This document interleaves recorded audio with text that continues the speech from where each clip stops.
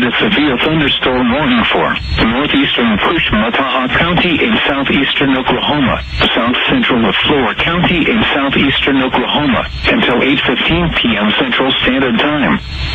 At 7:23 p.m. Central Standard Time, a severe thunderstorm was located 4 miles northeast of Neshoba, moving east at 30 miles per hour. Expected hazards include 60 miles per hour wind gusts and quarter-size hail. This is a radar-indicated threat.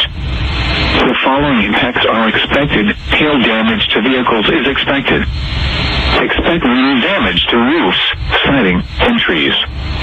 Locations in or near the path include Neshoba, Honabi. For your protection, move to an interior room on the lowest floor of a building.